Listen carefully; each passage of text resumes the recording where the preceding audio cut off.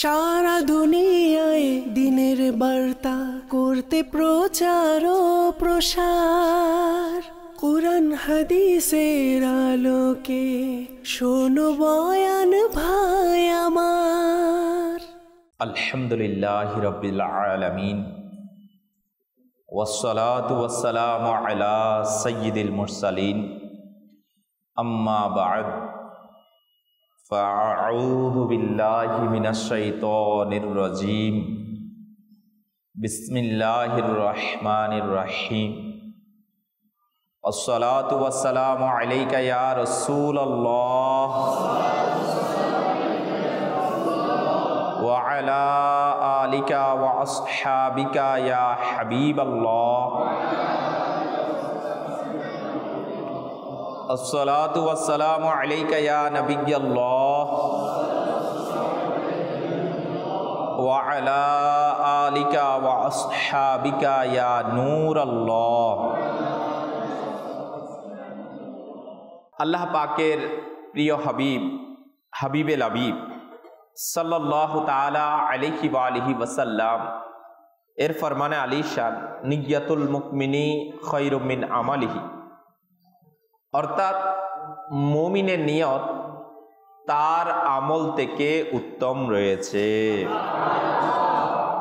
প্রিয় ইসলামী ভাইরা ও মাদানী চ্যানেলের দর্শক শ্রোতা, আসুন আমরা কিছু ভালো ভালো নিয়ত করে নিই।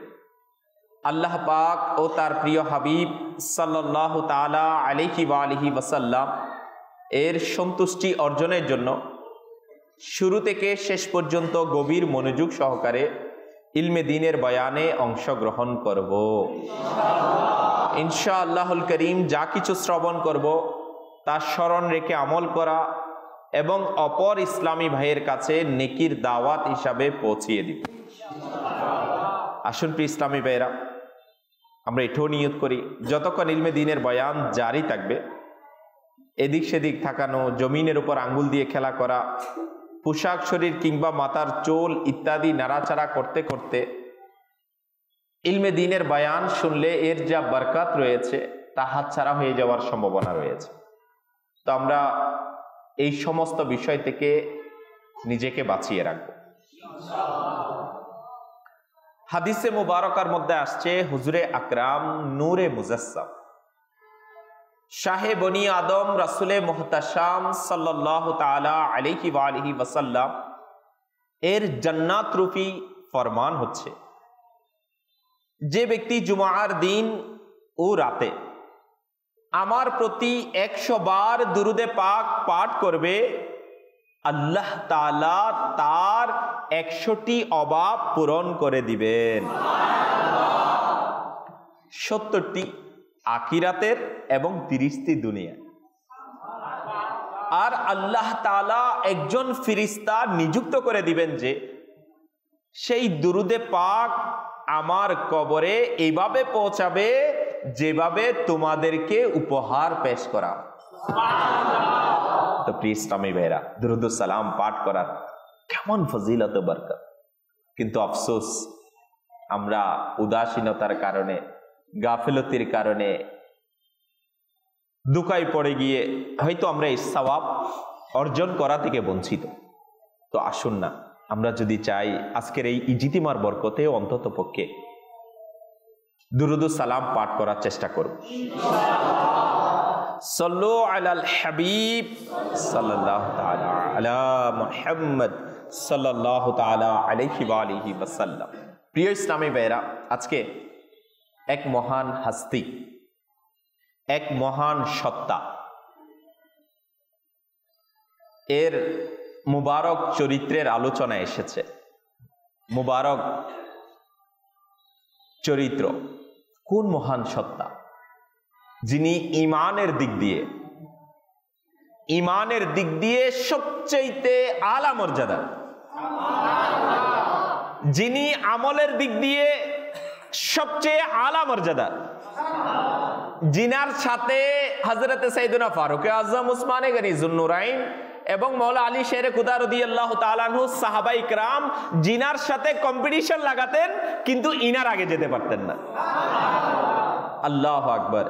যিনি বারগাহে রিসালাতের মধ্যে, আমার নবীর দরবারের মধ্যে সবচাইতে বেশি নৈকট্যশীল, যিনি আল্লাহ পাকের দরবারে আম্বিয়ায়ে কিরাম আলাইহিমুস সালামদের পরে সবচাইতে বেশি মানুষদের মধ্যে আমার রবের দরবারে জিনার শান, জিনার আলোচনা কোরআনে পাকে এসেছেন। তো আপনি বলবেন হুজুর উনি কে? জি, বলা হচ্ছে ওনার মতো আশিক না দুনিয়ার মধ্যে এসেছে, দ্বিতীয় কেউ না কিয়ামত পর্যন্ত আসবে। অর্থাৎ আল্লাহ পাকের প্রিয় মাহবুব সাল্লাল্লাহু তাআলা আলাইহি ওয়া আলিহি ওয়াসাল্লাম এর সবচাইতে বড় আশিক এবং সবচাইতে বেশি যিনি ভালোবেসেছেন আমার নবীকে, ইনি হচ্ছেন আজকে জিনার আলোচনা হবে। আপনি বলবেন হুজুর উনি কে? হ্যাঁ, উনি হচ্ছেন ইসলামী জাহানের প্রথম খলিফা, আমিরুল মুমিনিন, মুমিনদের বাদশাহ হযরতে সাইয়্যিদুনা সিদ্দিকে আকবর রাদিয়াল্লাহু তাআলা আনহু।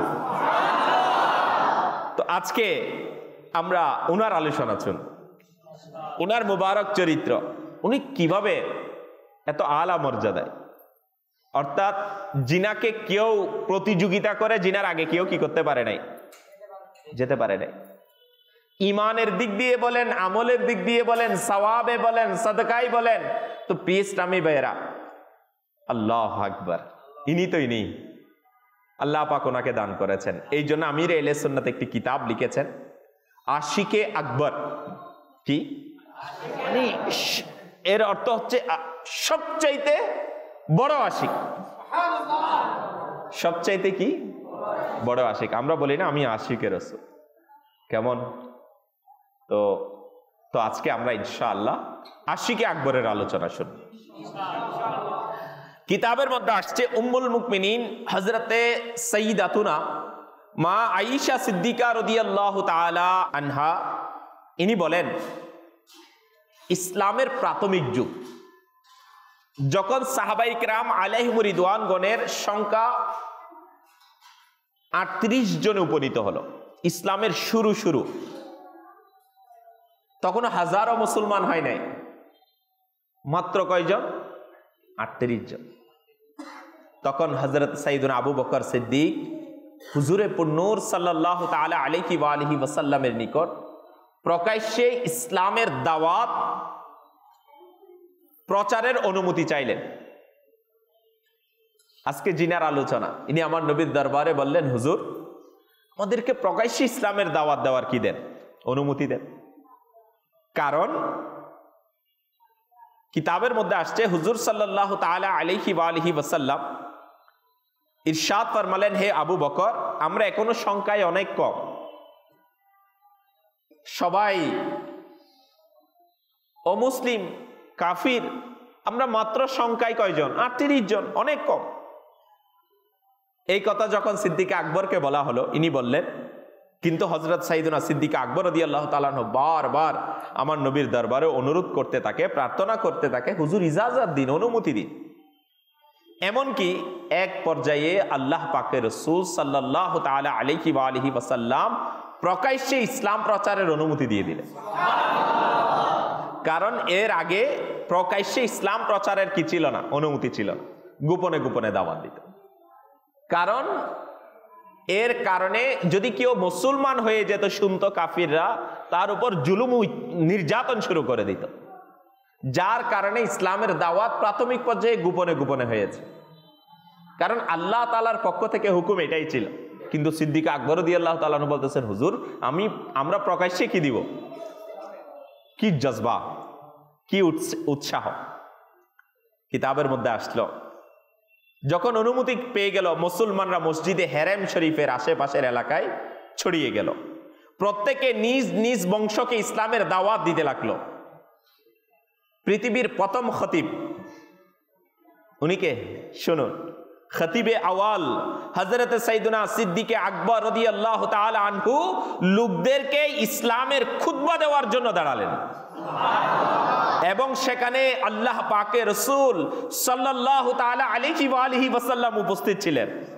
মক্কার মুশরিকরা মুসলমানদেরকে প্রকাশ্যভাবে ইসলামের দাওয়াত দিতে দেখে তাদের রক্ত জ্বলে উঠল এবং তারা মুসলমানদের উপর আক্রমণ শুরু করে দিল। এত বেশি আঘাত করা, এত বেশি মারা শুরু করলো, হযরতে সাইয়্যিদুনা সিদ্দিকে আকবর আবু বকর সিদ্দিক রাদিয়াল্লাহু তাআলা আনহুকেও তারা এত বেশি আঘাত করলো, এমনকি তিনি রাদিয়াল্লাহু তাআলা আনহু বেহুশ হয়ে গেলেন। যখন তার গোত্রের লোকেরা, তার কওমের লোকেরা, তার বংশের লোকেরা, বনু তাইম এর লোকেরা জানতে পারলো, তখন তারা দৌড়ে আসলো। সাহাবী এই জন্য নয়, এর গোত্রের লোক আছে না, বংশীয় লোক, এই জন্য ওই গোত্রের লোকেরা দৌড়ে আসলো এবং তাকে ঘিরে নিয়ে গেল। তার পিতা আবু কাহফা এবং বনু তাইমের লোকেরা খুবই চিন্তাগ্রস্ত ছিল, তারা বড়ই চিন্তিত হয়ে গেল, বারবার তার সাথে কথা বলার চেষ্টা করছিল। অবশেষে দিনের শেষ ভাগে যখন তার হুঁশ ফিরে আসলো, যখন তারা তার কাছ থেকে কৌশল জিজ্ঞাসা করলো, আপনার কি অবস্থা, কেমন আছেন? আল্লাহ আকবার, কিতাবের মধ্যে আসছে হযরতে সাইয়্যিদুনা সিদ্দিকে আকবর আবু বকর সিদ্দিক রাদিয়াল্লাহু তাআলা আনহু এর জবান থেকে, মুখ থেকে সর্বপ্রথম এই বাক্যটি বের হচ্ছিল যে আমার রাসূল সাল্লাল্লাহু তাআলা আলাইহি ওয়া আলিহি ওয়াসাল্লাম কেমন আছে। আল্লাহু আকবার, নিজের প্রতি না, কেমন আশিকে রাসূল ছিলেন। বেহুশ হয়ে গেলেন। যখন হুঁশ ফিরে আসলো, সর্বপ্রথম জবান থেকে উচ্চারিত হচ্ছে আমার রাসূলুল্লাহ সাল্লাল্লাহু তাআলা আলাইহি ওয়া আলিহি ওয়াসাল্লাম কেমন আছে। তার এই কথা শুনে গোত্রের লোকেরা, বংশের লোকেরা অসন্তুষ্ট হয়ে গেল, নারাজ হয়ে গেল। কার উপর? সিদ্দিকে আকবর রাদিয়াল্লাহু তাআলা আনহুর উপর, এবং অসন্তুষ্ট হয়ে চলে গেল। তার আম্মাজান উম্মুল খায়ের সালমা যখন কিছু খাওয়ার কথা বলতেন, লোকেরা তো চলে গেল তাকে ফেলে, কেননা যার সাথে থাকার কারণে তোমার এই দশা, আবার তার নাম নিচ্ছ। তো বংশের লোকেরা এগুলো বলে চলে গেল, কিন্তু মা তো মাই। সিদ্দিকা আকবর রাদিয়াল্লাহু তাআলা আনহু এর আম্মিজান উম্মুল খাইর সালমা, ইনি কি করলেন, খাওয়ার কথা বলতেন। তখন হযরতে সাইয়্যিদুনা সিদ্দিকে আকবর রাদিয়াল্লাহু তাআলা আনহুর জবান থেকে এটাই বের হতো, আমাকে শুধু রাসূলুল্লাহ সাল্লাল্লাহু তাআলা আলাইহি ওয়া আলিহি ওয়াসাল্লাম এর কি অবস্থা এটা বলুন, আমাকে শুধু আমার নবীর সংবাদ দিন, আর যতক্ষণ পর্যন্ত আমি আমার নবীর জিয়ারত করব না ততক্ষণ কিছু খাবো না। এই অবস্থা দেখে তার মা বলতে লাগলেন, আল্লাহ তাআলার শপথ, আমি আপনার বন্ধুর খবর জানি না যে তিনি কেমন আছেন। কে বলতেছেন? মা বলতেছেন, আমি আপনার বন্ধুর সম্পর্কে জানি না। সিদ্দিকে আকবর রাদিয়াল্লাহু তাআলা আনহু বললেন, আপনি উম্মে জামিল বিনতে খাত্তাব এর নিকট চলে যান। অর্থাৎ উম্মে জামিল বিনতে খাত্তাব, ইনি উমর ফারুক আজম রাদিয়াল্লাহু তাআলা আনহুর বোন ছিলেন। তো মাকে বললেন, আপনি উনার কাছ থেকে জিজ্ঞেস করুন, উম্মে জামিল থেকে জিজ্ঞেস করুন, তাহলে জানা যাবে। আল্লাহু আকবার। এবং তার নিকট হুজুর সাল্লাল্লাহু তাআলা আলাইহি ওয়া আলিহি ওয়াসাল্লাম এর সম্পর্কে জিজ্ঞেস করুন। তার মা তো মাই, সন্তানের তখনও সিদ্দিক আকবর রাদিয়াল্লাহু তাআলা আনহু এর আম্মিজান ইসলাম কবুল করেনি, তখনও মুসলমান হয়নি। সন্তানের খাতিরে, সন্তানের এই করুণ দশায় সে উম্মে জামিলের কাছে গেল, যেন তার সন্তান অন্ততপক্ষে কি হবে, সেট হবে। উম্মে জামিল বিনতে খাত্তাব রাদিয়াল্লাহু তাআলা আনহুর নিকট আসলেন এবং বললেন যে আমার পুত্র আবু বকর আপনার নিকট তার বন্ধু মুহাম্মদ বিন আব্দুল্লাহ সাল্লাল্লাহু তাআলা আলাইহি ওয়া আলিহি ওয়াসাল্লামের অবস্থা সম্পর্কে জিজ্ঞাসা করেছেন যে তিনি কেমন আছেন। হযরতে উম্মে জামিল রাদিয়াল্লাহু তাআলা আনহু এই প্রশ্নের উত্তর না দিয়ে বললেন, আপনি যদি চান তবে আপনার সাথে আপনার ছেলের নিকট যেতে পারি। প্রথমেই বললেন যে কে মুহাম্মদ, কে আবু বকরের বন্ধু আমি জানি না। কে বলতেছেন? উম্মে জামিল। ইনি মুসলমান ছিলেন, কিন্তু ইনিও গোপন রেখেছিলেন, কারণ বলতেছেন না, কারণ ইনি তো মুসলমান হয় নাই। এখন যদি আল্লাহ রাসূল সাল্লাল্লাহু তাআলা আলাইহি ওয়া আলিহি ওয়াসাল্লাম কোথায় আছেন এটা যদি কাফিররা জানতে পারে তাহলে প্রবলেম হয়ে যাবে। দেখুন দ্বীন ইসলামের প্রাথমিক যুগে এই উম্মাহাতুল মুমিনিনগণ, আল্লাহু আকবার, আমার নবীর সাহাবিয়া যারা ছিলেন তারাও কিভাবে দ্বীনের জন্য, আল্লাহ পাকের দ্বীনের জন্য তাদের অবদান রেখেছিলেন। উম্মে জামিল, আল্লাহু আকবার, উমর বিন খাত্তাব রাদিয়াল্লাহু তাআলা আনহু এর বোন, ইনিও গোপন রেখেছেন, ইনি ইসলাম কবুল করেছেন কিন্তু প্রকাশ করেননি। সিদ্দিকা আকবরের আম্মি জানের কাছে বললেন, প্রিয় ইসলামী ভাইরা, কেমন বুদ্ধিমতী ছিলেন যে আপনি যদি বলেন আমি আপনার সন্তানের কাছে যেতে পারি। প্রিয় ইসলামী ভাইরা, কিন্তু এর উত্তর দিলেন না। আমার নবী কোথায় আছেন এটা উত্তর দিলেন না। কিতাবের মধ্যে আসছে উভয়েই হযরত সাইয়েদুনা সিদ্দিকা আকবর রাদিয়াল্লাহু তাআলা আনহু এর নিকট আসলেন। তখন সিদ্দিকা আকবর রাদিয়াল্লাহু তাআলা আনহু ইশারা করলেন যে আপনি যদি বলেন কোনো প্রবলেম নেই। তো এটা ইশারা করার পর তিনি রাদিয়াল্লাহু তাআলা আনহু কে এটি জিজ্ঞেস করলেন যে রাসূলুল্লাহ সাল্লাল্লাহু তাআলা আলাইহি ওয়া আলিহি ওয়াসাল্লাম কেমন আছেন। হযরত উম্মে জামিল রাদিয়াল্লাহু তাআলা আনহা বললেন, রাসূলুল্লাহ সাল্লাল্লাহু তাআলা আলাইহি ওয়া আলিহি ওয়াসাল্লাম নিরাপদে আছেন এবং একেবারে সুস্থ আছেন। কিতাবের মধ্যে আসছে তিনি জিজ্ঞাসা করলেন, আমার নবী সাল্লাল্লাহু তাআলা আলাইহি ওয়া আলিহি ওয়াসাল্লাম এখন কোথায়? তিনি উত্তর দিলেন, দারে আরকাম, অর্থাৎ হযরত সাইয়েদুনা আরকাম রাদিয়াল্লাহু তাআলা আনহু এর ঘরের মধ্যে আমার নবী অবস্থান করছে। সিদ্দিকা আকবর রাদিয়াল্লাহু তাআলা আনহু কি বললেন জানেন? আল্লাহ পাকের কসম, আমি ততক্ষণ পর্যন্ত, আল্লাহ পাকের কসম, আমি ততক্ষণ পর্যন্ত কোনো কিছু পানাহার করব না, আমি ততক্ষণ পর্যন্ত কোনো কিছু খাবো না যতক্ষণ না হুজুর সাল্লাল্লাহু তাআলা আলাইহি ওয়া আলিহি ওয়াসাল্লামকে নিজের চোখে দেখব না। জানার পরেও আশিক ব্যতীত, আমার নবীর প্রেমিক এত বেশি ব্যতীত বেহুশ হয়ে গেলেন, সকাল থেকে সন্ধ্যা পর্যন্ত বেহুশেই রইলেন। আর হুশ ফিরার পর জবান থেকে প্রথম আওয়াজ যে আমার রাসূল কেমন আছে। আর যখন খোঁজ পেলেন, জানতে পারলেন আমার নবী নিরাপদে আছেন, সুস্থ আছেন, এরপরও জবান থেকে এটাই বের হয়েছে, আমি ততক্ষণ পর্যন্ত কোনো কিছু পানাহার করব না যতক্ষণ নুরানি নবী রাসূলে আরবি সাল্লাল্লাহু তাআলা আলাইহি ওয়া আলিহি ওয়াসাল্লামের জিয়ারত করব না।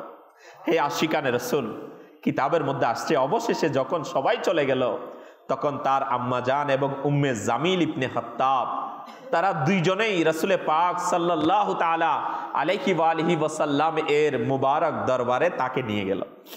হুজুর সাল্লাল্লাহু তাআলা আলাইহি ওয়া আলিহি ওয়াসাল্লাম তার এই আশিককে দেখলেন, তখন চোখে অশ্রু বয়ে গেল এবং গিয়ে সিদ্দিকে আকবর রাদিয়াল্লাহু তাআলা আনহুকে জড়িয়ে ধরলেন, তাকে চুমু খেতে লাগলেন।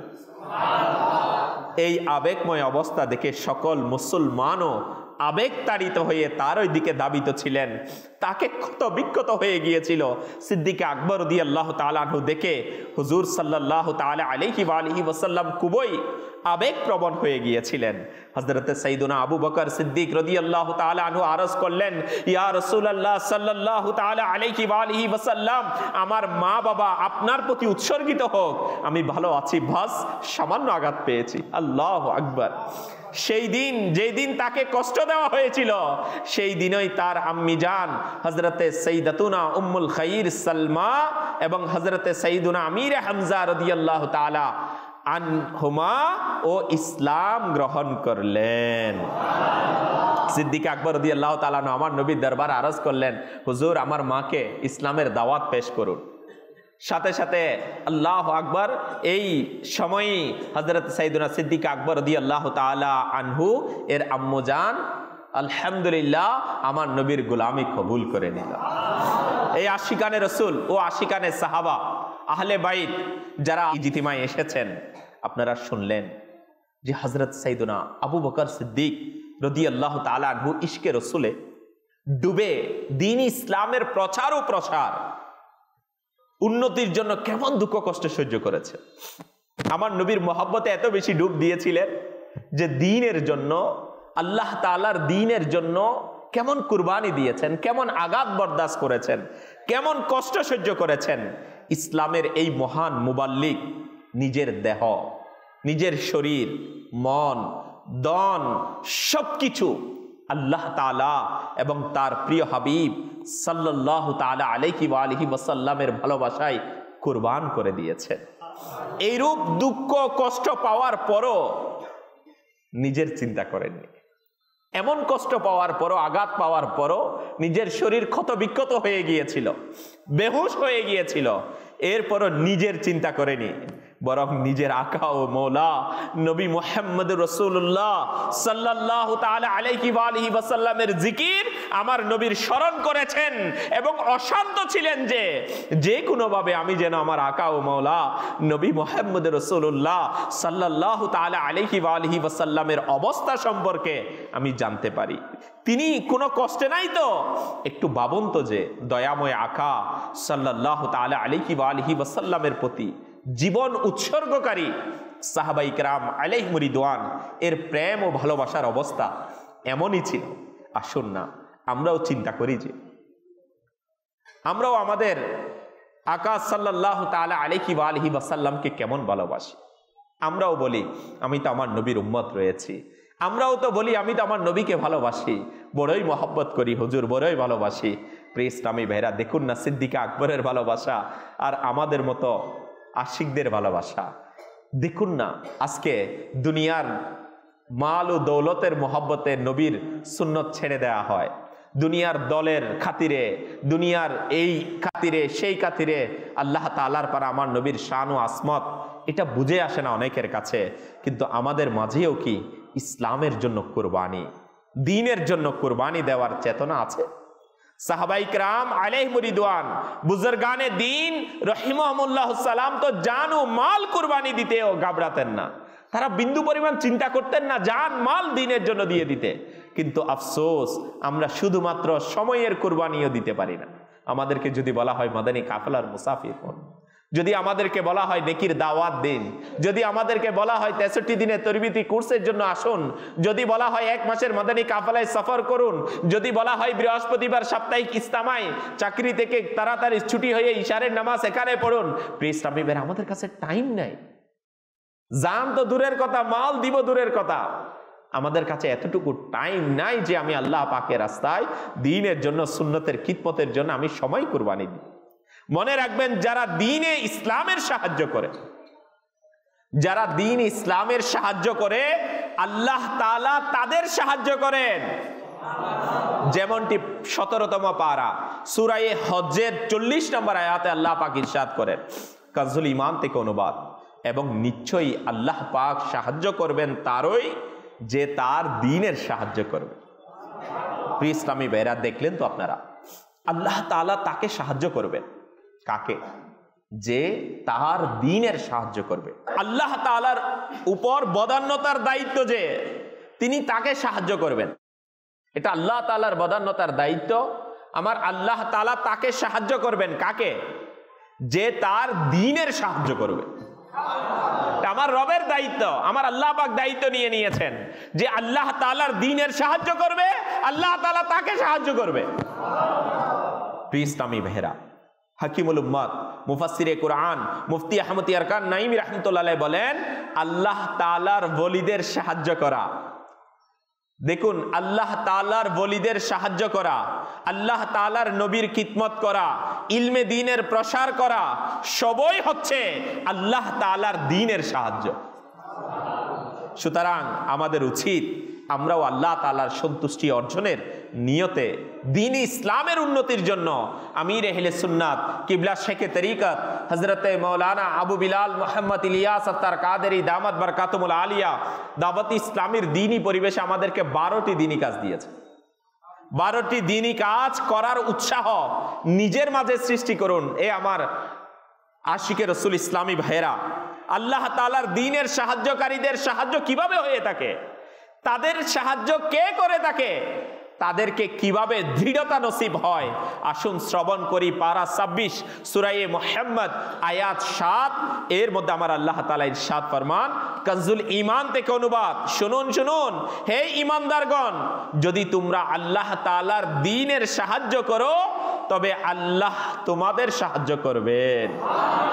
এবং তোমাদের পথগুলো সুদৃঢ় করে দিবেন। দ্বীনে মুস্তাফার সাহায্য, আমার নবীর দ্বীনের সাহায্য, এটার ব্যাপারে কিতাবের মধ্যে আসছে দ্বীনের মুস্তাফার সাহায্যকারীদের জন্য প্রতিটি জুমা এবং 2 ঈদে না জানি কত যে ইমাম দোয়া করে থাকেন। বরং দোয়া তো বুজুর্গানে দ্বীনরা বহুকাল পূর্ব থেকে করে আসছেন। যারা দ্বীনের সাহায্য করে তাদের জন্য প্রতি জুমায় দোয়া হয়, প্রতি ঈদের খুতবাই দোয়া হয়। এই দোয়া আমার আকা আলা হযরত ইমামে আহলে সুন্নাত মুজাদ্দিদে দ্বীন ও মিল্লাত পরওয়ানায়ে শামআয়ে রিসালাত ইমাম শাহ আহমদ রাজা খান রাহমাতুল্লাহি তাআলা আলাইহি খুতবায়ে রজবিয়ার মধ্যে এটা অন্তর্ভুক্ত করে দিয়েছেন। আর এই দোয়াটি হলো, হে আল্লাহ, যে আমাদের আকা ও মাওলা মুহাম্মদে মুস্তাফা সাল্লাল্লাহু তাআলা আলাইহি ওয়া আলিহি ওয়াসাল্লামের দ্বীনের সাহায্য করবে, তুমিও তার সাহায্য করো। আল্লাহু আকবার। খুতবার মধ্যে এদের জন্য দোয়া। সুবহানাল্লাহ। প্রিয় ইসলামী ভাইরা, আজকে একটু চিন্তা করে দেখুন, নেকির দাওয়াত প্রদানকারী, সাব ইউনিট নিগরান, জেলি নিগরান, দরজ দেনেওয়ালা, ইসলামী ভাই, ইসলামার জন্য দাওয়াত প্রদানকারী, ইসলামী ভাই মাদানী কাফেলার জন্য ইনফরাদি কোশিশকারী। শুনুন শুনুন, আজ মাদানী কাফেলার সফরকারীরা, দরজ ও বয়ান যারা করে তাদেরকে বলছি, ইনফরাদি কোশিশকারী, মুসলমানদেরকে বুঝিয়ে মসজিদমুখী বানানো, ইসলামের জন্য নিয়ে আসা, আশিকানে রসুলের কল্যাণ কামনাকারী, মাদানী কাফেলায় গরিব মুসাফিরদের সাহায্যকারী এবং যে কোনো উপায়ে আমার নবীর দ্বীনে মুস্তাফার সাহায্যকারীদের অভিনন্দন, মুবারকবাদ। কেননা তাদের জন্য জুমার খুতবায়ও দোয়া করা হচ্ছে। হে দ্বীনে মুস্তাফার সাহায্যকারী, নিঃসন্দেহে রব্বে জুল জালাল সাহায্য যার থাকবে, যার আমার রবের সাহায্য যার জন্য থাকবে। একটু চিন্তা করে দেখুন, যদি আমার রব কাউকে সাহায্য করে, আমার রব যদি কোনো বান্দাকে সাহায্য করে, আমার মালিক আল্লাহ তাআলা যদি আমাকে সাহায্য করে, তার তো উভয় জগতে দুনিয়া ও আখিরাতে তার বেড়া পার হয়ে যাবে। আল্লাহ তাআলার সাহায্য বড় বড় বিপদ দূরীভূত হয়ে যাবে এবং আমরা তা জানবও না। খুতবার দুয়ার পর আরো কিছু রয়েছে এবং তা হলো, হে আল্লাহ, যে আমাদের আকা ও মৌলা মুহাম্মদে মুস্তাফা সাল্লাল্লাহু তাআলা আলাইহি ওয়া আলিহি ওয়াসাল্লামের দ্বীনের সাহায্য করবে না। আল্লাহু আকবার। এ আল্লাহ, প্রিয় ইসলামী বেরা, কিতাবের মধ্যে দোয়ার মধ্যে আসছে, মৌলা, যে তোমার দ্বীনের, যে আমার নবীর দ্বীনের সাহায্য করবে না, তুমিও তাকে সাহায্য করো না। আল্লাহু আকবার, আল্লাহু আকবার। প্রিয় ইসলামী ভাইরা, ভয় পাওয়া উচিত, আমাদের আতঙ্কিত হওয়া উচিত। কিসের জন্য? আল্লাহ তাআলা যাকে সাহায্য করবে না, আমার মালিক যদি কাউকে সাহায্য না করে, নিঃসন্দেহে সে বড়ই দুর্ভাগা, নিঃসন্দেহে সে বড়ই হতভাগা। আমাদের সকলের বাবা উচিত, চিন্তা করা উচিত যে সে কি নিজের জন্য দোয়া নিচ্ছে নাকি বদদোয়া নিচ্ছে। এখন আমরা চিন্তা করি, আমরা কি নিজের জন্য দোয়া নিচ্ছি না বদদোয়া নিচ্ছি? আমি কি আল্লাহ পাকের দ্বীনের সাহায্যকারী নাকি আল্লাহ তাআলার দ্বীনের সাহায্য করছি না? কোনটা আমার বেলায়? এ আমার নবীর উম্মত, শুনুন, বুঝুন, সেই সকল কাজই দ্বীনে মুস্তাফার সাহায্য, যার দ্বারা ইসলামের বট বৃক্ষ ফলে ফুলে বৃদ্ধি পায়। কাফেররা ইসলাম গ্রহণ করে বিগড়ে যাওয়া মুসলমানদের সংশোধনের মাধ্যম হয়। বাস নেকির দাওয়াতের সারা জাগিয়ে দিন, বাস নেকির দাওয়াত দিতে থাকুন, চুক দরজ দিতে থাকুন, ইলমে দ্বীনের বয়ান করতে থাকুন। ইসলামী ভাইরা, আমার নবীর উম্মতদেরকে পিঠের উপর হাত রাখে বুঝিয়ে তাকে দাড়িওয়ালা বানিয়ে দিন, ইমামাওয়ালা বানিয়ে দিন, নামাজি বানিয়ে দিন, ইনফরাদি কোশিশ করুন, ইসলামায় নিয়ে আসুন, মাদানী কাফেলার মুসাফির বানিয়ে দিন। ইনশাআল্লাহ মাদানী কাফেলার সুন্নতে ভরা সফর করুন, নিজে আমার নবীর সুন্নত শিখুন এবং অন্যদেরকে শিখান। আর এইভাবে দ্বীনে মুস্তাফার বেশি বেশি সাহায্য করে আল্লাহ তাআলার সাহায্যের সুসংবাদ গ্রহণ করুন, যা আমার রব স্বয়ং ওয়াদা করেছেন। খাজাইনুল ইরফানের মধ্যে ইসলামী ভাইরা 26তম পারা সূরা মুহাম্মদের 7 নম্বর আয়াতে, সেই আয়াতে মুবারকা কানজুল ঈমান থেকে অনুবাদ, হে ঈমানদারগণ, যদি তোমরা আল্লাহ তাআলার দ্বীনের সাহায্য করো, তবে আল্লাহ তাআলা তোমাদের সাহায্য করবেন এবং তোমাদের পথগুলো সুদৃঢ় করে দিবেন। অতঃপর আল্লাহ তাআলা তোমাদের সাহায্য করবেন। অর্থাৎ যখন মুমিন আল্লাহ তাআলার দ্বীনের প্রচার প্রসার করে, কি করে? আল্লাহ তাআলার দ্বীনের দাওয়াত দেয়, সুন্নতের প্রচার করে, প্রসার করে, এটার জন্য চেষ্টা করে, তবে আল্লাহ তাআলা তার জন্য সহজতা সৃষ্টি করে দিবেন, তাকে এই কাজের মধ্যে দৃঢ়তা দান করবেন, তাকে উৎসাহ উদ্দীপনা দান করবেন আমার রব। তো প্রিয় ইসলামী ভাইরা, আসুন না আমরাও আল্লাহ পাকের দ্বীনের সাহায্যকারী হয়ে যাই। কার সাহায্যকারী? আল্লাহ তাআলার দ্বীনের সাহায্যকারী। কারা আল্লাহ পাকের দ্বীনের সাহায্যকারী? যারা আল্লাহ তাআলার দ্বীনের প্রচার ও প্রসারে কি রাখে? ভূমিকা রাখে। তো আর যারা আল্লাহ তাআলার দ্বীনের সাহায্যকারী হবে তাদের জন্য কি দোয়া আছে? তাদেরকে কে সাহায্য করবেন? বাদশা জি, মন্ত্রী সাহেব, এমপি সাহেব, কে বড় লিডার, ভাই তাদেরকে আল্লাহ তাআলা সাহায্য করবেন। যারা আল্লাহ তাআলার দ্বীনের সাহায্যকারী তাদেরকে সাহায্য কে করবেন? আল্লাহ তাআলা সাহায্য করবেন। আর আল্লাহ তাআলা যদি কাউকে সাহায্য করে, আল্লাহু আকবার, দুনিয়া উল্টে যাবে, তার কিছু হবে না, তাকে কেউ কিছু করতে পারবে না। তো প্রিয় ইসলামী ভাইরা, আসুন না আমরা আমার নবীর দ্বীনের, আমার নবীর সুন্নতের, সুন্নিয়তের সাহায্যকারী হয়ে যায় নিজ নিজ অবস্থান থেকে। প্রিয় ইসলামী ভাইরা, যে যেখানে আছি, যে অবস্থায় আছি, আমি স্টুডেন্ট আছি, শিক্ষার্থী আছি, দেখুন না আজ তো আমাদেরকে আল্লাহ তাআলার পানা দুনিয়ার অমুকের সাহায্য করো, অমুক দলের সাহায্য করো, এটা করো, ওইটা করো, ব্যবসাতে করো, কারখানাতে করো, ক্রীড়াতে করো, সংস্কৃতিতে করো, আল্লাহ তাআলার পানা অমুক রাজনৈতিক দল, অমুক এই দল, অমুক সেই দল। আল্লাহু আকবার। আল্লাহ পাক আমাদেরকে সবাইকে বাঁচার তৌফিক দান করুক, হিফাজত দান করুক। এটার মাধ্যমে লিডারের সাহায্য পাওয়া যায়, আর আমার রবের দ্বীনের সাহায্যের মাধ্যমে আমার রবের সাহায্য পাওয়া যায়। তো আমরা আল্লাহ তাআলার সাহায্য চাই, তো দ্বীনের সাহায্য করব, কিভাবে করব? আমার নবী সুন্নতের আমল করে করব, নেকির দাওয়াত দিয়ে করব, নেকির দাওয়াত দিব। নিঃশ্বাস আছে, নিঃশ্বাস আছে যতদিন, অতদিন ইনশাআল্লাহ দ্বীনের কাজ করতে থাকবো। আমি আপনাদের সবাইকে দাওয়াত দিব। হয়তো আপনি বলবেন আজকে যেহেতু সিদ্দিক আকবরের কুরবানির কথা আসছে, এই জন্যই দ্বীনের সাহায্য উনি করেছেন না, যিনি আমার নবী সাল্লাল্লাহু তাআলা আলাইহি ওয়া আলিহি ওয়াসাল্লাম এর বন্ধু। হাই কেমন সাহাবী! আল্লাহ পাকের দরবারে ওনার মকবুলিয়ত। প্রিয় ইসলামী ভাইরা, কিতাবের মধ্যে আসছে হযরত সাইয়্যিদুনা সিদ্দিক আকবর রাদিয়াল্লাহু তাআলা আনহুর শ্রেষ্ঠত্ব এমনি ভাবে আমিরুল মুমিনিন সাইয়্যিদুনা আলীউল মুর্তাজা শেরে খুদা রাদিয়াল্লাহু তাআলা আনহু বলেন, রাসূল আকরাম সাল্লাল্লাহু তাআলা আলাইহি ওয়া আলিহি ওয়াসাল্লাম আমাকে ইরশাদ করেন, যদি আল্লাহ তাআলার দরবারে 3 বার তোমাকে শ্রেষ্ঠ করার আবেদন করলাম, কিন্তু আল্লাহ তাআলার দরবার থেকে আবু বকরকে শ্রেষ্ঠ করার আদেশ আসলো। শ্রেষ্ঠ কাকে করা হয়েছে? আবু বকর। মাশাআল্লাহ। তো প্রিয় ইসলামী ভাইরা, কেন ওনার কুরবানি এরকম? কেমন কুরবানি জানেন? আবু বকর সিদ্দিক রাদিয়াল্লাহু তাআলা আনহুর 3টা পছন্দনীয় কাজ ছিল। কয়টা?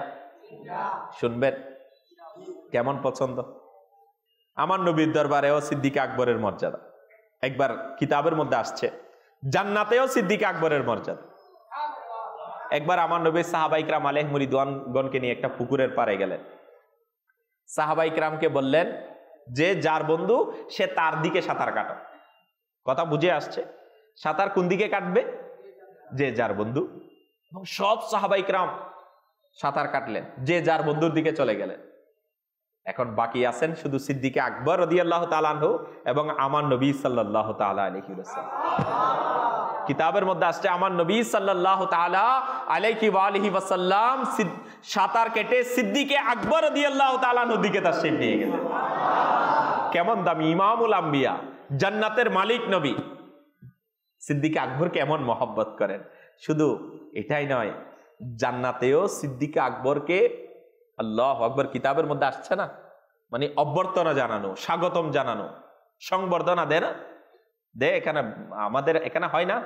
অনেক অনেক আসছে মাশাআল্লাহ, স্বাগতম জানানোর জন্য গেছে, বড় হুজুর আসছে, হুজুর আমার কথা বুঝে আসছে, অমুক লিডার আছে, বুঝানোর জন্য আমি আপনাকে বলছি।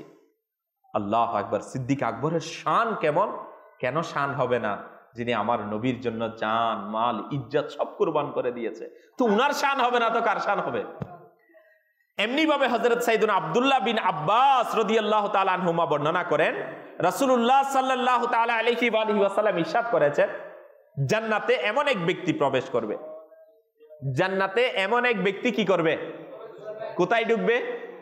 জান্নাতে ঢুকবে, যে সকল জান্নাতবাসী তাকে চিৎকার করে করে বলবে মারহাবা মারহাবা, এখানে তাশরিফ নিয়ে আসুন। ইসলামী ভাইরা কি বলবে? কাকে বলবে? যে ঢুকবে তাকে আর কি, মানে সব জান্নাতি যারা আছে এরা সবাই মারহাবা জানাবে। ইনি ঢুকবে তো সবাই কি দিবে? মারহাবা দিবে। ইনি কেমন জান্নাতি! আল্লাহু আকবার। বলা হচ্ছে চিৎকার করে করে তারা মারহাবা বলবে এবং ডাকবে, এখানে তাশরিফ নিয়ে আসুন, এখানে চলে আসুন। ইনি বলবে এখানে চলে আসুন, মানে আপনি তো বুঝতেছেন সবাই সবার ডাকবে। হযরত সাইয়েদুনা সিদ্দিক আকবর রাদিয়াল্লাহু তাআলা আনহু আমার নবীর এই কথাগুলো শুনতেছেন, শুনে খুবই আশ্চর্য হয়ে গেলেন, অবাক হয়ে গেলেন। কে অবাক হলেন? সিদ্দিকে আকবর আবু বকর সিদ্দিক রাদিয়াল্লাহু তাআলা আনহু যখন আমার নবী সাহাবায়ে কিরামকে বলতেছেন এই কথা, সিদ্দিক আকবর অবাক হয়ে জিজ্ঞাসা করলেন, ইয়া রাসূলুল্লাহ সাল্লাল্লাহু তাআলা আলাইহি ওয়া আলিহি ওয়াসাল্লাম, আমরাও কি সেই ব্যক্তিকে দেখব?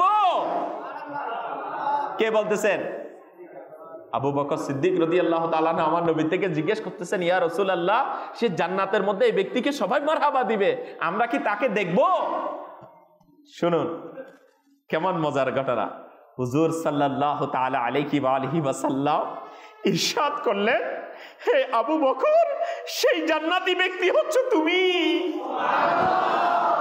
ইসলামী ভাইরা, কেমন আশিকে রাসূল আমার নবী, কেমন জান্নাতের ইনার মর্যাদা, কেমন মর্যাদা যে আমার নবী সাহাবায়ে কিরামকে বলতেছেন, কেমন বলতেছেন, তাকে মারহাবা জানাবে। সিদ্দিক আকবর বলতেছে, আমি যদি তাকে দেখতাম, আমি কি তাকে দেখবো কিনা? আমার নবী বলতেছেন, সেটা আর কেউ নয়, সেটাকে এই আবু বকর, সেটা তুমি। আবু বকরের মর্যাদা জান্নাতে কেমন? প্রিয় ইসলামী ভাইরা, কেন এত মর্যাদা?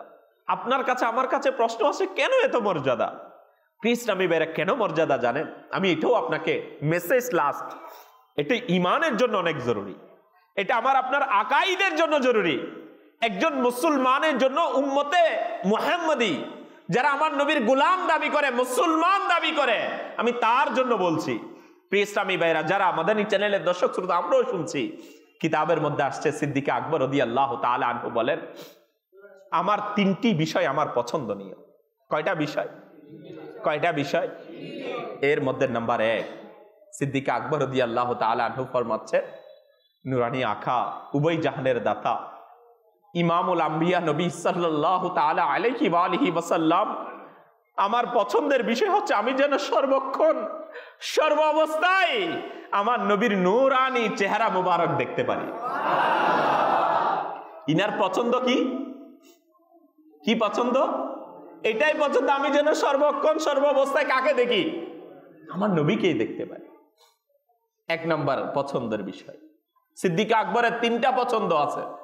নাম্বার 2 পছন্দ সিদ্দিক আকবরের, ইনি বলতেছেন আল্লাহু আকবার, ইনি বলতেছেন আমার এটাই আমার পছন্দ। 2 নম্বর পছন্দ, যেন আমার যত মাল, যত দৌলত, যত সম্পদ আছে, আমি যেন সবকিছু আমার নবীর কদমে উৎসর্গ করে দিতে পারি। নাম্বার 2 সিদ্দিক আকবরের পছন্দনীয় জিনিস। 3টা পছন্দ, বলছে আমার সবচাইতে পছন্দ এটাই, আমার আর কোনো পছন্দ নাই, আর কোনো চাওয়া নাই। সিদ্দিক আকবরের কাছে এই 3টাই চাওয়া। নাম্বার 1, শুধু আমার নবীর নুরানি চেহারা মুবারক আমি দেখতে থাকবো, এটা ছাড়া আর আমার কোনো আশা নাই। এরপরে 2য় পছন্দ, যেন আমার সব মাল, সব দৌলত আমি আমার নবীর কদমে কি করে দিতে পারি। নাম্বার 3, এটাও কেমন পেয়ারা পেয়ারা ছিল, যে আমার 3য় নম্বর পছন্দের বিষয় হচ্ছে আমি আমার নবী রাসূলে আরবি সাল্লাল্লাহু তাআলা আলাইহি ওয়া আলিহি ওয়াসাল্লাম এর দরবারে যেন সর্বক্ষণ আমি যেন আমার নবীর দরবারে হাজির থাকি, আর কোনো চাওয়া নাই। ইসলামী ভাইরা, একটু চিন্তা করে দেখুন, 3টা পছন্দ, আর ইনি কেমন আশিকে আকবর। আমিরুল মুমিনিন, মুমিনদের বাদশাহ, ইসলামী জাহানের প্রথম খলিফা, জিনার আগে কেউ যেতে পারে নাই। প্রিয় ইসলামী ভাইরা, জিনার মর্যাদা আমার আল্লাহ তাআলার দরবারেও আলা মর্যাদার। জিনাকে জান্নাতে অভ্যর্থনা জানানো হবে। জিনাকে আমার রবের দরবারে কিতাবের মধ্যে আসছে আমার রব সিদ্দিকে আকবরের প্রতি সন্তুষ্ট, আর সিদ্দিকে আকবর বলে আমিও আমার রবের প্রতি সন্তুষ্ট। ইসলামী ভাইরা, যদি বয়ান হয়তো পুরো রাত চলে যাবে, কিন্তু লাস্ট এই সিদ্দিকে আকবরের মুবারক জীবনী থেকে আমি বলবো একজন আমার নবীর গোলামের জন্য, একজন মুসলমানের জন্য যদি এই তিনটা সিদ্দিকে আকবরের পছন্দনীয় বিষয়ও জানা হয়ে যায়, আজকে আপনার কাছে দুনিয়ার মাল পছন্দ, আপনার কাছে ইসলামিক স্কলার হওয়া পছন্দ, আপনার সাথে দুনিয়ার ক্ষমতা আপনার কাছে পছন্দ, আপনি এটার কারণে আমার নবীর দুরূদ আপনার কাছে খারাপ লাগে, আমার নবীর নারা লাগালে আপনার কাছে পছন্দ হয় না, আমার নবীর শান আপনার পছন্দ লাগে না। আর ইসলামের মধ্যে ঈমানের কুষ্টি পাথর যাদেরকে বলা হয়েছে সাহাবাই কিরাম, আর সাহাবাই কিরামদের মধ্যে জিনার মর্যাদা সবচাইতে আলা মর্যাদার হযরতে সাইয়্যিদুনা সিদ্দিকে আকবর রাদিয়াল্লাহু তাআলা আনহু বলেন যে আমার কাছে পছন্দের বিষয় হচ্ছে আমার নবীর নূরানী চেহারা দেখতে থাকা, আমার মাল ও দৌলত আমার নবীর কদমে উৎসর্গ করে দেওয়া, আমার তৃতীয় পছন্দ হচ্ছে আমি যেন সর্ব অবস্থায় আমার নবীর দরবারে আমি হাজির থাকি। ইসলামী ভাইরা, আর আমার আল্লাহ তাআলা সিদ্দিকে আকবরের এই তিনু পছন্দ এটা আমার আল্লাহ তাআলা কবুলও করে নিয়েছেন। ইসলামী ভাইরা, কিতাবের মধ্যে আসছে সৌর গুহায়, কোথায়? সৌর গুহায় হিজরতের সময় যখন আমার নবী সৌর গুহায় ছিলেন, কিতাবের মধ্যে আসছে শুধুমাত্র একজনেই সেখানে আমার নবীর চেহারা মুবারক দেখার সুযোগ পেয়েছিলেন। সেখানে আমার নবীর সাথে এই গুহাতে একজনেই ছিলেন, আর সেটা হচ্ছে সিদ্দিকে আকবর রাদিয়াল্লাহু তাআলা আনহু, যেটা আর কেউ হাসিল করতে পারে নাই।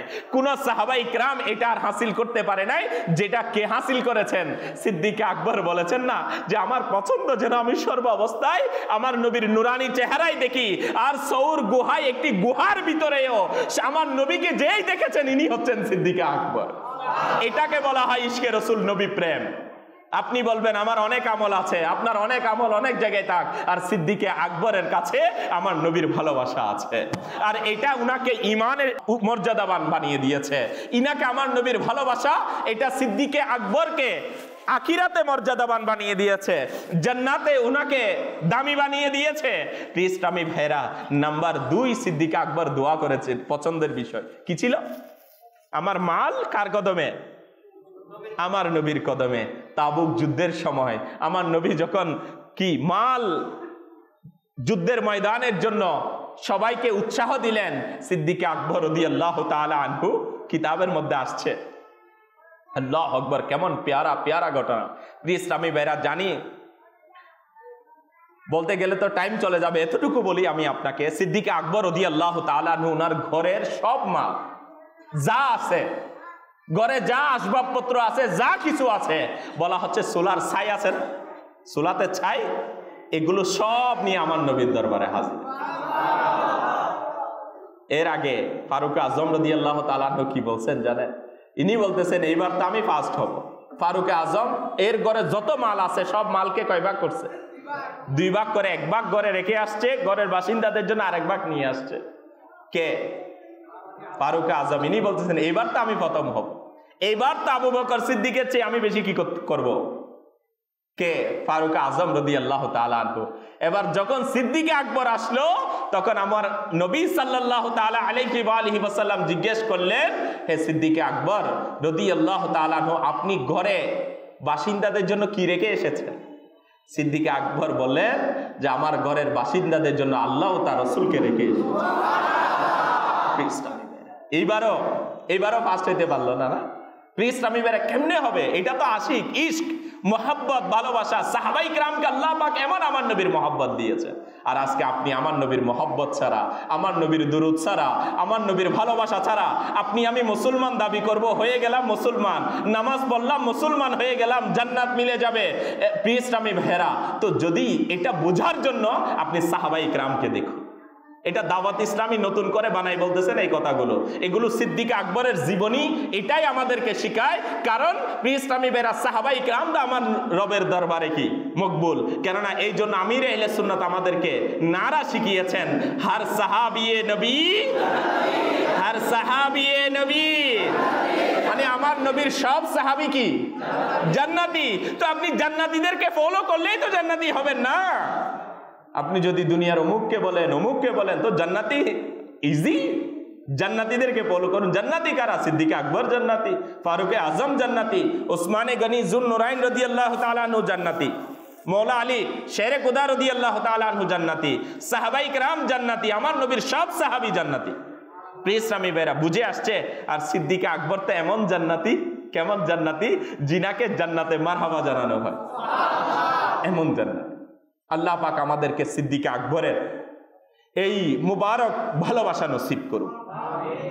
শুনুন, এরপরে নাম্বার 3 ইচ্ছা কি ছিল?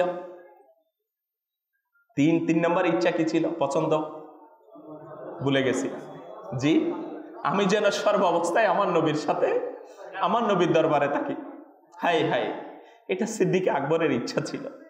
কিতাবের মধ্যে আসছে, দুনিয়ার জমিনে তো আমার নবীর জাহেরি হায়াতে মুবারকার মধ্যে সিদ্দিকে আকবর তো পুরো জিন্দেগি, এমন কি যখন মক্কাতুল মুকাররমা থেকে আমার নবী মদিনাতুল মুনাওয়ারা হিজরত করছেন, তখনও সাথে কে আবু বকর সিদ্দিক রাদিয়াল্লাহু তাআলা আনহু। কিতাবের মধ্যে আসছে পুরো জিন্দেগি তো আমার নবীর মুবারক হায়াতে মুবারকার মধ্যে সিদ্দিকে আকবর আমার নবীর দরবারে হাজির ছিলেন। আর এখনো দুনিয়া থেকে পর্দা করার পরও সিদ্দিকে আকবর এখনো আমার নবীর দরবারে হাজির। আমার আল্লাহ তাআলা এটাও কবুল করে নিয়েছে। সিদ্দিক আকবরের তো প্রিয় ইসলামী ভাইরা, এটাকে বলা হয় নবীর ভালোবাসা, এটাকে বলা হয় আশিকে রাসূল। আমি আপনাকে এই লাস্ট মেসেজ, বড় বয়ান 1 ঘন্টা 2-4 ঘন্টার বয়ান লাগবে না, বড় মেহফিল লাগবে না। প্রিয় ইসলামী ভাইরা, সিদ্দিকে আকবরের এই 3টা পছন্দ, কেননা ইনি আশিকে রাসূল ছিলেন, আমিও দাবি করছি আশিকে রাসূল। একটু দেখুন না তো, আমার নবীর প্রতি যদি এমন ভালোবাসা কারো কাছে থাকে, এমন তো দূরের কথা, এটার 1000 ভাগের 1 ভাগও যদি আমাদের মিলে যায়, সিদ্দিকে আকবরের 1000 ভাগের 1 ভাগও যদি আমাদের মিলে যায়, তাহলে ইনশাআল্লাহুল করিম আমাকে আপনাকে দুনিয়া দুখাই ফেলতে পারবে না। শয়তান আমার আপনার ঈমান বরবাদ করতে পারবে না। কোনো দুশমনে রাসূল, গুস্তাখানে রাসূলের খপ্পরে কোনো আশিকে রাসূল যাবে না। বাস আমার নবীর ইশক ও মহব্বত, সিদ্দিক আকবর রাদিয়াল্লাহু তাআলা আনহুর এই আইডল স্ট্যান্ডার্ডকে যদি কেউ ফলো করে, আমি বলবো তো ইনশাআল্লাহুল করিম কামিয়াবি তো তার জন্য। আমার নবীর ফরমান শুধু সিদ্দিকে আকবর নয়, আমার নবীর যদি কোনো সাহাবীকে কেউ ফলো করে, যে কোনো সাহাবীকে যদি কেউ কি করে অনুসরণ করে, ফলো করে, তাহলে সে সফলতা পেয়ে যাবে, কামিয়াবি সে পেয়ে যাবে। আর ইনি তো সিদ্দিকে আকবর। আল্লাহ পাক আমাদেরকে বুঝার তৌফিক দান করুন। সাল্লু আলাল হাবিব সাল্লাল্লাহু তাআলা আলা মুহাম্মদ সাল্লাল্লাহু তাআলা আলাইহি ওয়া আলিহি ওয়াসাল্লাম। সারা দুনিয়ায় দিনের বার্তা করতে প্রচার ও প্রসার, কুরআন হাদিসের আলোকে শোনো বয়ান ভাই।